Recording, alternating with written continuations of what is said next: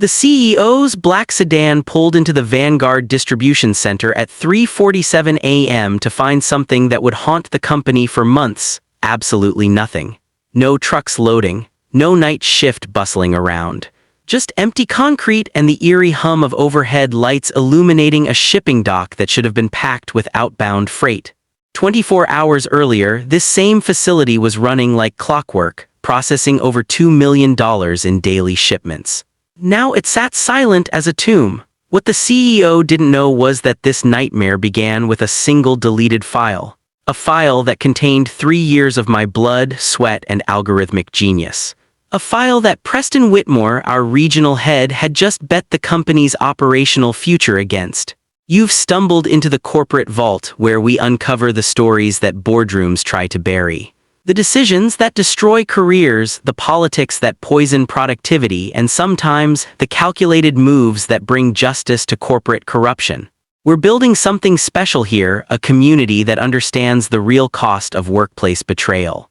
If these stories resonate with you, consider joining our mission as we work toward our first milestone of 1,000 subscribers who aren't afraid to peek behind the corporate curtain.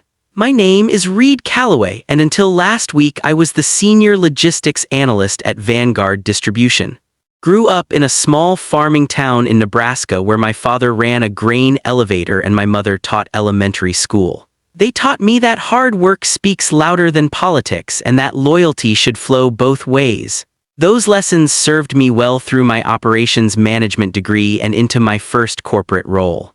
What they didn't prepare me for was discovering that in some companies, competence can be a liability. 3 years ago, I walked into Vanguard's Midwest distribution center and found chaos masquerading as standard procedure. Trucks sitting idle for hours while dispatchers manually sorted routes. Inventory systems that couldn't talk to each other. Warehouse workers playing human Tetris with packages because nobody had optimized the storage algorithms. The facility was bleeding money through inefficiency, and somehow everyone had just accepted it as normal. I spent my first month mapping every bottleneck, timing every process, and documenting the cascade failures that rippled through operations daily. The numbers were staggering. We were operating at roughly 60% efficiency, which in logistics terms meant we were burning cash faster than a casino high roller on a losing streak. That's when I started building what I privately called the Calloway Protocol. Working nights and weekends, I developed a comprehensive macro system in Excel that revolutionized how we handled distribution routing. The first iteration automated route optimization, reducing average delivery times by 37%. The second version integrated real-time traffic data and weather patterns, pushing that efficiency gain to 52%. But the crown jewel was the third iteration. I managed to create dynamic load balancing that could predict bottlenecks before they happened and automatically redistribute workload across our entire network. Suddenly, trucks that used to sit empty on return trips were picking up overflow from congested routes. Warehouse space that gathered dust was optimized for seasonal fluctuations. We weren't just moving packages anymore, we were conducting a symphony of supply chain perfection. The results spoke for themselves. Within 18 months, our facility jumped from dead last in regional performance to second place company-wide. Operating costs dropped by 43% while throughput increased by 68%. I had single-handedly transformed a failing operation into a profit center that was generating an additional $2.7 million annually. Segment 3, 4991 characters. Preston Whitmore noticed those numbers all right. He noticed them enough to take credit for the turnaround during quarterly reviews. Preston had joined Vanguard as regional operations head about 6 months after my efficiency protocols went live. But somehow, his presentation slides made it sound like he'd personally engineered the transformation. Preston was everything corporate America loves to promote: tall, confident, and blessed with the kind of natural charisma that makes board members forget to ask tough questions. He spoke fluent buzzword, could turn any conversation towards synergistic value propositions, and had an MBA from a school whose name carried weight in boardroom small talk. What Preston didn't have was any actual understanding of logistics operations. I watched him nod knowingly during technical briefings while asking questions that revealed he couldn't distinguish between a distribution center and a fulfillment warehouse. He'd reference industry best practices he'd obviously Googled 5 minutes earlier. But Preston understood the game being played above our pay grade, and frankly, he was winning it. For 2 years, I convinced myself this arrangement worked fine. Preston handled the politics and presentations. I handled the actual work that kept packages moving. He got the recognition.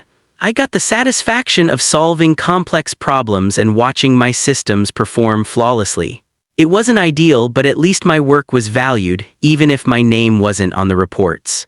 That delicate balance shattered 3 weeks ago during a staff meeting that started as routine business and ended with me questioning everything I thought I knew about corporate fairness.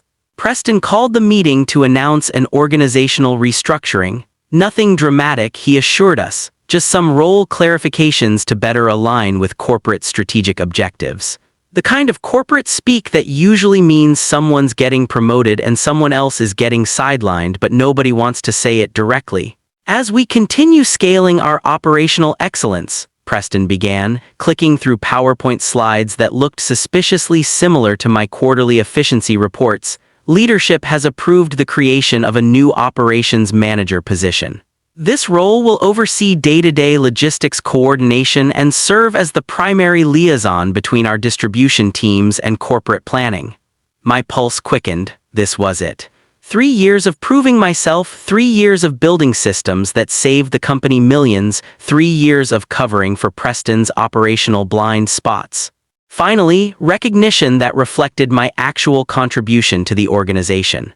I'm excited to announce that this position will be filled by Kyle Morrison, who brings extensive management experience from his previous role in retail operations. The words hit like a physical blow. Kyle Morrison, Preston's college roommate. The guy who'd been hanging around the office for the past month, supposedly consulting on customer service optimization. The same Kyle Morrison who'd asked me last Tuesday whether our distribution software ran on Windows or Mac. I felt my face burn as polite applause rippled around the conference room. Kyle stood up with a modest smile, accepting congratulations from colleagues who knew exactly what had just happened but were too professionally smart to say anything. Kyle will be working closely with our analytics team, Preston continued, to implement some exciting new efficiency initiatives we've been developing. My 3 years of custom-built optimization protocols had just been rebranded as Preston and Kyle's Collaborative Innovation Project. The systems I'd designed, tested, and continuously refined were about to become someone else's legacy while I remained trapped in my analyst role, watching from the sidelines. After the meeting, I approached Preston privately. Professional courtesy demanded I give him a chance to explain, though the explanation seemed obvious enough. Preston, can we talk about the operations manager decision? I was hoping to understand the selection criteria. He gave me that practiced corporate smile that says nothing while conveying everything. Reed, you're incredibly valuable in your current role. Your analytical skills are exactly what we need to support Kyle's strategic vision. This restructuring allows you to focus on what you do best while Kyle handles the bigger picture management responsibilities. Translation: Preston needed his friend in a position of authority, and my competence was more valuable as a tool than as competition for advancement. I was being pigeonholed as the technical expert who'd never be allowed to step into leadership, regardless of my qualifications or track record. I spent that evening reviewing every interaction I'd had with Preston over the past 2 years, looking for signs I'd missed. The patterns became painfully clear. Every innovation I'd proposed had been filtered through Preston's presentation to upper management. Every efficiency gain had been credited to his leadership vision. Every problem I'd solved had somehow become evidence of his strategic thinking. Kyle's first week confirmed my worst fears about his qualifications. He scheduled a meeting to review our current operational procedures, which would have been reasonable if he demonstrated any understanding of what those procedures actually were. So Reed, Kyle said, settling into Preston's guest chair with coffee that cost more than most of our warehouse workers made per hour, walk me through how we handle route optimization. I spent 45 minutes explaining the macro system that automated scheduling, load distribution, and real-time route adjustments based on traffic patterns and delivery constraints. Kyle nodded along, occasionally asking questions that revealed he was confusing basic logistics terminology. "This seems pretty complex," he finally said. "Have we considered simplifying the process? Maybe something more intuitive?" Intuitive. He wanted to replace 3 years of algorithmic optimization with something intuitive, like asking a NASA engineer if they'd considered making rocket science more intuitive. "The complexity exists because logistics is inherently complex," I explained. "These macros handle thousands of variables simultaneously. Simplifying the process would mean accepting significant efficiency losses." Kyle smiled, the same practiced smile I'd seen from Preston countless times. "Well, let's keep exploring options. I'm sure there's room for improvement." Room for improvement? He'd been on the job for 5 days and was already questioning systems that had generated millions in cost savings. That conversation crystallized something for me. Kyle wasn't just underqualified for the position, he was actively dangerous to operational stability. And Preston had placed him in charge of the very systems I'd spent 3 years perfecting. The breaking point came during Kyle's second week when he scheduled a presentation for senior management about operational optimization opportunities. He asked me to prepare technical documentation supporting his proposals, which seemed reasonable until I saw what those proposals actually were. Kyle wanted to replace my automated routing system with a simplified manual process that warehouse supervisors could manage without specialized software. He proposed eliminating real-time traffic integration because it was unnecessarily complicated.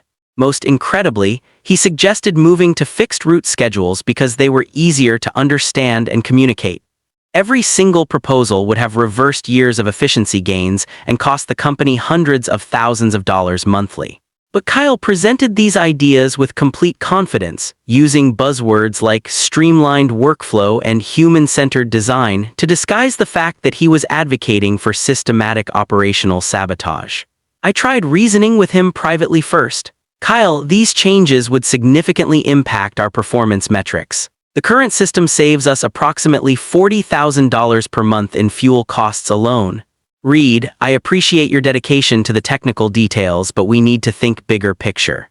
Sometimes optimization means accepting short-term efficiency losses for long-term strategic benefits."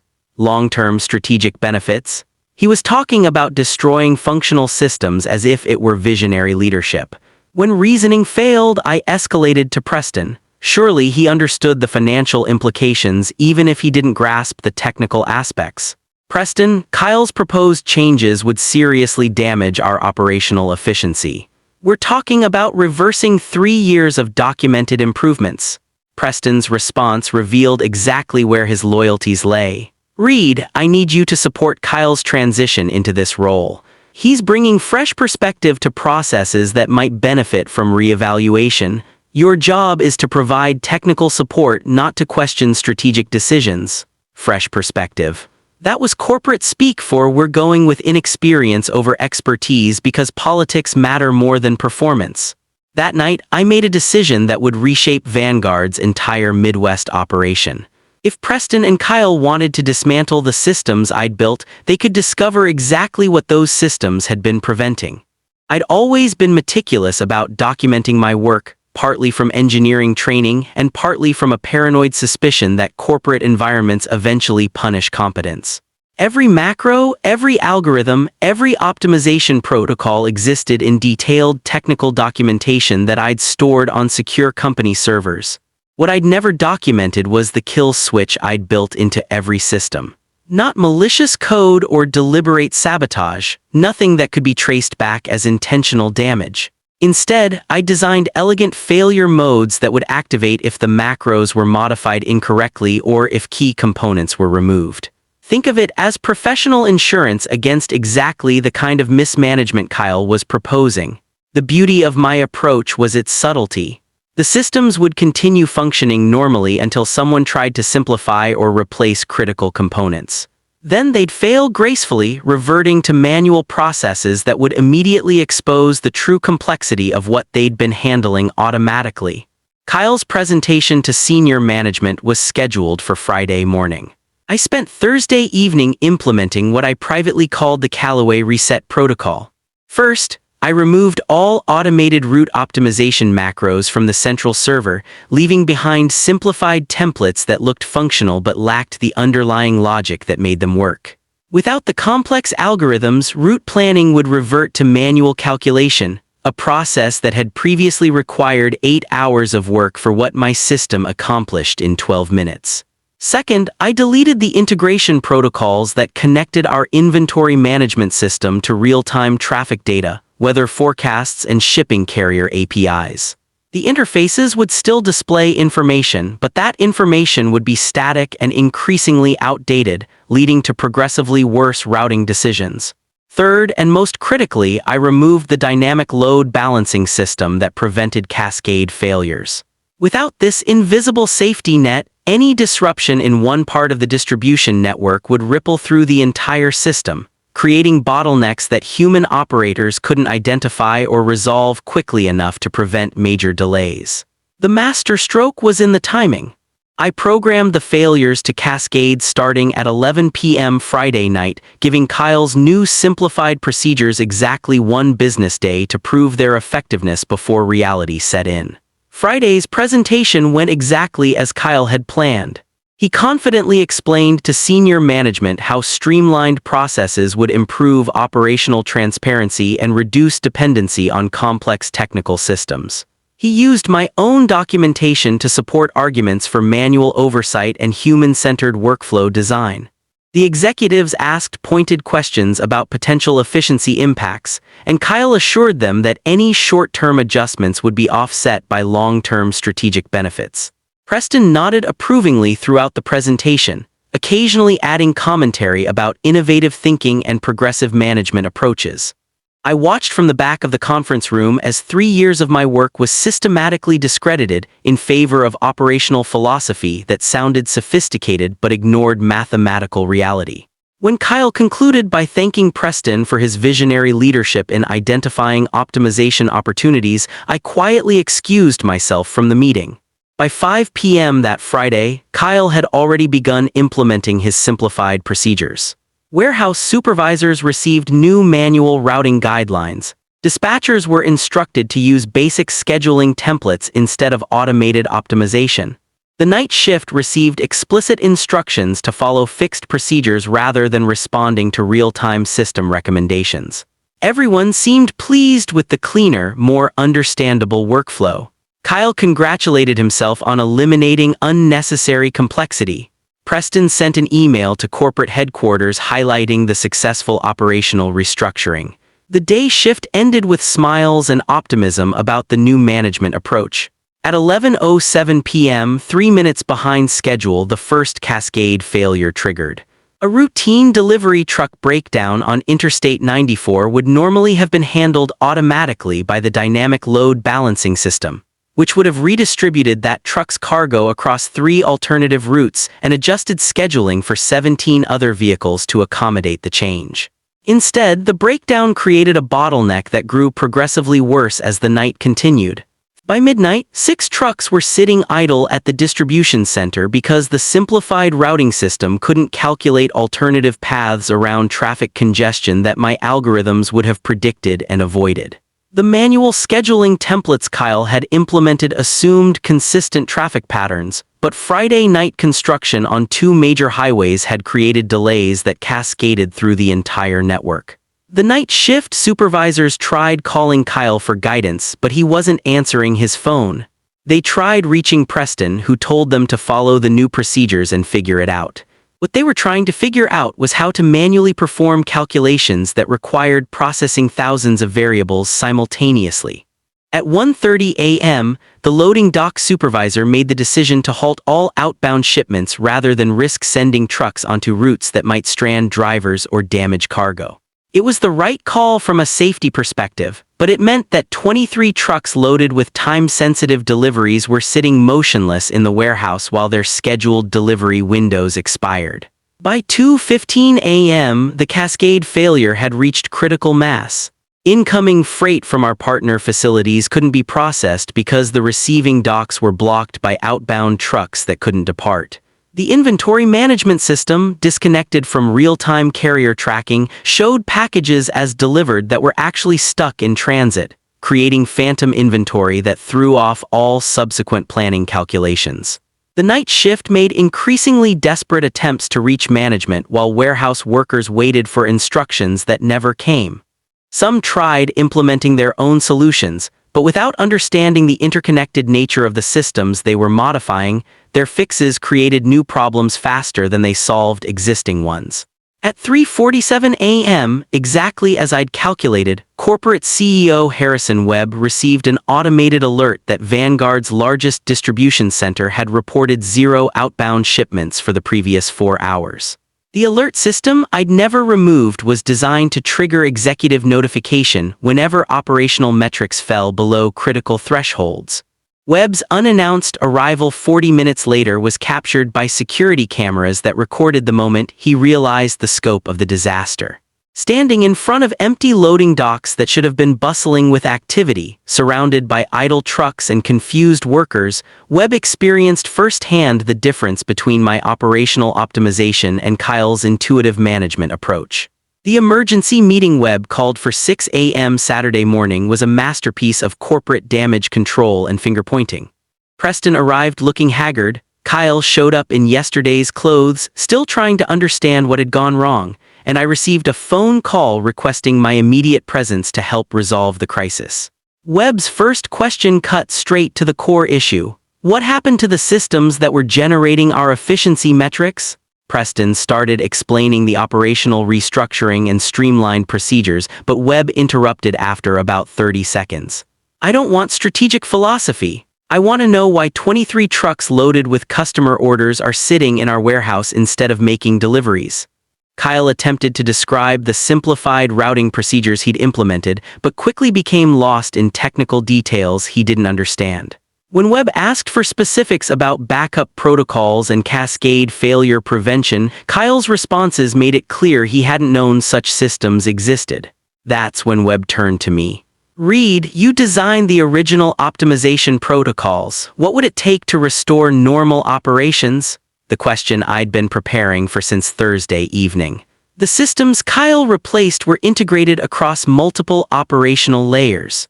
Restoring functionality would require rebuilding the macro architecture, reconnecting the traffic and weather data feeds, and recalibrating the load balancing algorithms. Assuming full cooperation and no complications, probably 48 to 72 hours. Webb's expression suggested he was calculating the cost of 3 days without the company's largest distribution center operating at capacity. What do you need to make this happen? Complete administrative access to all operational systems, authority to override any procedural changes made this week, and a guarantee that the restored systems won't be modified without technical review.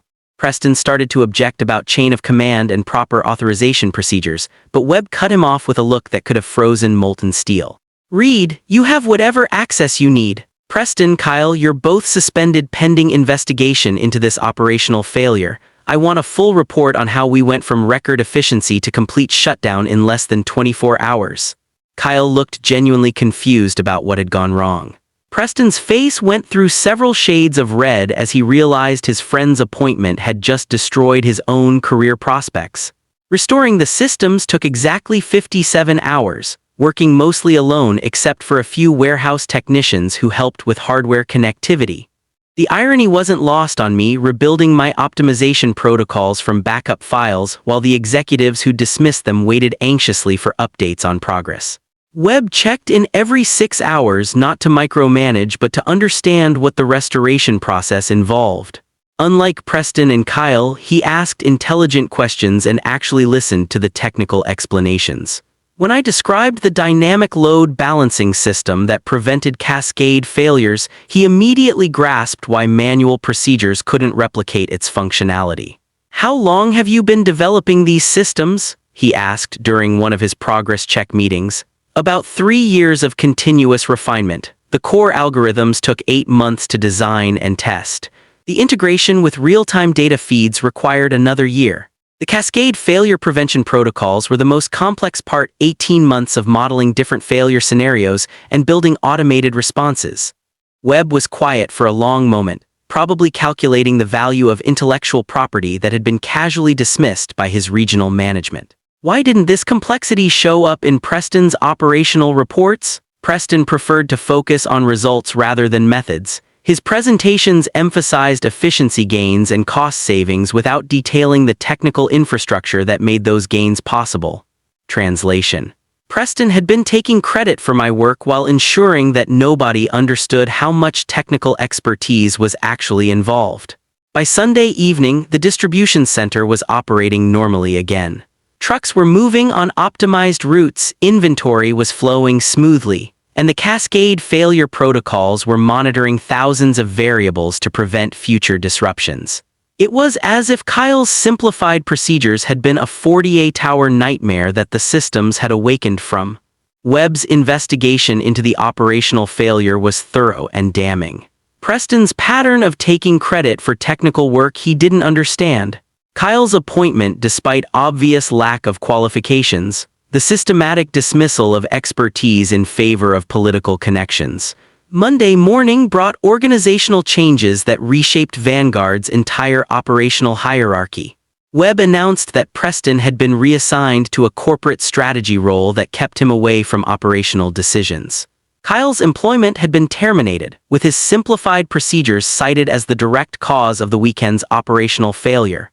The new operations manager position went to Alina Rodriguez, a logistics engineer with 15 years of experience who understood both the technical and management aspects of distribution operations. Her first act was meeting with me to understand the optimization systems and ensure they remained protected from future political interference. But the real vindication came 3 weeks later, when Webb called me to his corporate office for what I assumed would be a routine follow-up meeting about system stability. Instead, I found myself in a conference room with Webb and the entire corporate operations leadership team, looking at organizational charts that showed my name in a position I hadn't applied for. "Reed," Webb began, "the weekend crisis forced us to examine how we recognize and protect technical expertise throughout our operations. We've created a new position, Director of Operational Innovation, with responsibility for developing efficiency protocols across all Vanguard facilities nationwide. The role came with a 40% salary increase, equity participation, and most importantly, direct reporting to corporate leadership rather than regional management.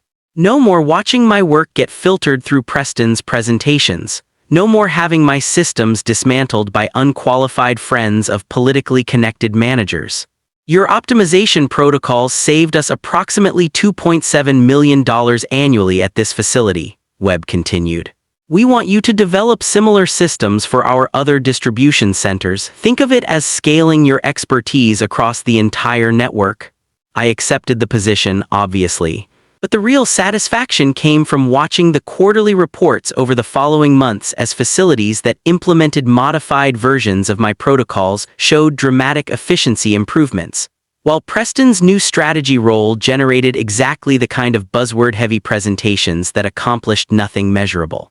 Kyle, according to LinkedIn, found a position with a retail company where his simplified management philosophy could be applied to inventory systems less complex than what I'd built at Vanguard. 6 months later, Vanguard's distribution network was operating at efficiency levels that corporate headquarters had considered impossible. My standardized optimization protocols, adapted for different facility types and shipping volumes, had reduced company-wide logistics costs by 18% while improving delivery performance across all metrics. The success brought recognition beyond Vanguard. Industry publications featured articles about our operational transformation. Supply chain conferences invited me to present case studies about algorithmic optimization in logistics management. What started as personal revenge against Preston's political maneuvering had evolved into industry leadership in distribution efficiency. But the most satisfying moment came during a company-wide management meeting where Webb presented quarterly results to assembled regional leaders, including Preston in his new strategy role. "Our operational transformation exceeded all projected outcomes," Webb announced, clicking through slides that showed facility-by-facility improvements. The optimization protocols developed by Director Calloway have generated cost savings of approximately $12.4 million annually across our distribution network. Preston sat in the audience watching presentations about systems he'd once tried to dismantle, listening to praise for innovations he'd never understood, witnessing the recognition of expertise he'd systematically undermined. His expression suggested he was finally grasping the magnitude of what he'd almost destroyed through political favoritism. Elena Rodriguez, now Regional Operations Manager after successfully implementing my systems across 3 facilities, approached me after the meeting. Preston asked if he could schedule time to discuss operational strategy collaboration. Should I set something up? Tell Preston that my calendar is managed through corporate scheduling now. If he has strategic initiatives that require technical evaluation, he can submit them through the proper channels for review. Professional courtesy, delivered with exactly the right amount of bureaucratic distance. Preston would spend however long he remained with Vanguard navigating the same systems he'd once used to sideline others. The corporate Vault channel community has grown beyond what we imagined when we started sharing these stories of workplace justice and corporate accountability. Your engagement and support have made this possible, and as we continue documenting the real cost of corporate politics, consider subscribing to help us reach more people who need to understand how power dynamics really work in modern business environments.